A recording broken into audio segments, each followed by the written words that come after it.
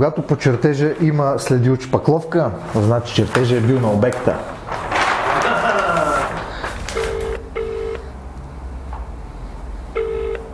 Ало, здравей! Имаме един апартамент, на който трябва да направим преустройство и има няколко стени, които трябва да паднат. Здравейте! Този месец работим по един много интересен, умен дом, който ще превърнем в апартамент за отдаване под наем в Airbnb. Освен модерния декор, трябва да помислим как да решим и редица предизвикателства. Очакват се различни гости да пристигат и да тръгват ежедневно.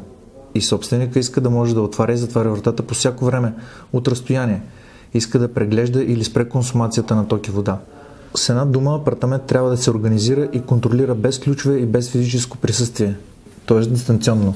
Стените трябва да паднат, за да получим по-голямо и по-организирано пространство, както и за да увеличим потока на светлината, която влиза в пространството.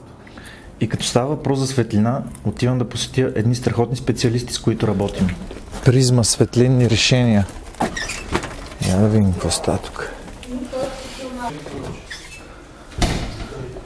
Ако не познавате Неделчо, много изпускате.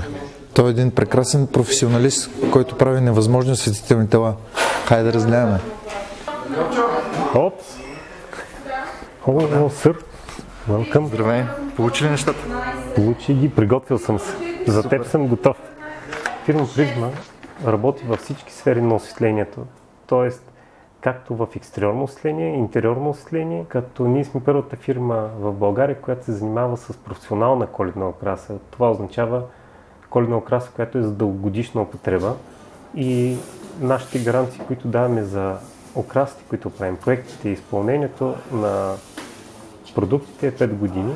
Гарантираме, че нещата, които монтираме, ще светят следващите 5 години. Можем да се похвалим с доста знакови обекти в столицата, които са осветени от фирма Призма. Много от сградите в центъра на града, както и архитектурни паметници, като Софийска синагога, военен клуб, са осветени с фасадно осветление от фирма Призма. Сядаме на маса. Няма къде да сядаме, тук се работи, не се стои, момче. Ела само да го обсъдим това. В момента работим по един апартамент, в който ще има смарт системи. Тоест апартамент ще може да бъде управляван както осветлението, така и отоплението. Но при теб съм, за да ми помогнеш с осветителните тела. Имаме едно осветително тяло, което си представям да захраним от една единствена точка. Първо, за да не правим много промени в тавана, понеже нямаме окачени тавани. И второ, да дадем максимално осветление на пространството.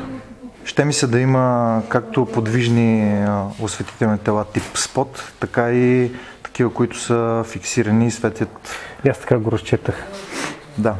Двата спота ще бъдат точно над камината и ще осветяват камъка, който ще е един по-интересен като форма, като цвят. Да. Там ще подчертаем. Ти ги приготвих тук за модули за тия неща. Предполагам горе-долу спот в такъв размер. Ела да им помогнеш да вземе един профил. Най-големи трудности за нас при създаването на различен тип осветителни тела е липсата на индустриална култура в България. Хората, които могат да работят с машини. Никой не иска да учи строгарство или шлосерство. Ние също разчитаме на хора, които са вече предпенсионна възраст, за да могат да работят с такива материали. Това е най-тъжното. Това е вариант. Чудна работа. Цак. Как се казва? Цак. Цак. И легна. Да. И от тук нататък вече по желание на клиента, кое свети, кое не свети. Да. Спотове. Този размер беше фиксиран, този е произволен. Произволен, точно така. Произволен. Той е произволен. Произволен, абсолютно. Сещам се за още възможности. Бихме ли могли да използваме съответната база или профила, с който ти работиш, за да направим по-интересно осветително тяло? Хрумна ми нещо, искам да ти го нарисувам. От това се страхувах.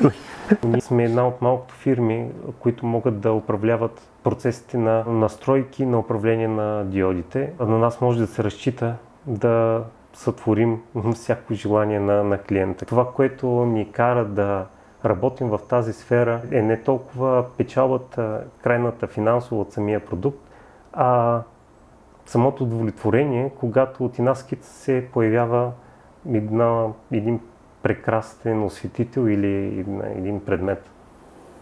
Дай ми нещо да рисувам. Вземи един майсторски химикал. Дай да видим. Бихме ли могли да направим един ето такъв, да речем, шестостен, в който това да е твоя профил и ние да разположим модулите съответно по различен начин в него. Тоест, може би рязането ще трябва да е на 60 градуса. Ориентировъчни размери, дължини? Ами, представям си цялото нещо да е в порядъка на от 80 до 100 в диаметър. Хубаво е да бъдат фиксирани ъглите много стабилно с допълнителни планки в тази равнина, след което да се боядиса цялостно, за да могат да изчезнат всякакви фуги по края. Така че в този размер е възможно да бъде вкарана в пещта за праховото боядисване и ще стане като един отлят завършен продукт. Така че възможно е да стане, да. Работим с Неделчо от доста време. Ако надраскам с хартия как си представям дадена светлинна инсталация, той ще намери начин да я създаде. Страхотен инженер е. Не са много хората в България, които са толкова отдадени на работата си. Ти казваш всъщност, че няма Избери си цвят по РАО. Добре. Избери си цвят по РАО. Цвят по РАО. Защото даже и да е бяло, когато се сгуби, е хубаво да се боядисва отново, за да могат да се покрият ръбовете и ъглите. При всички положения винаги накрая има обработка с боя. Ако не е прав детайла. Добре. Супер.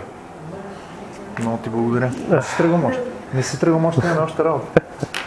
Това, което ни отличава от останалите фирми е, че проектите, които се наемаме да направим, гарантираме, че ще ги направим до край. Страхотно, Неделчо. Много съм доволен. Доволен. Нещата, ми показваш. Оговарям го утре и в друг ден действаме. Добре, Неделчо, благодаря ти много. Разбрахме се. Чао. Чао. Едно от най-важните неща в интериора е светлината. Там са необходими едни сериозни светлинни дизайнери. Така да го почнем от начало. 3 и светлината е нещо, което дава цялостната форма на нещата. Почва да става интересно.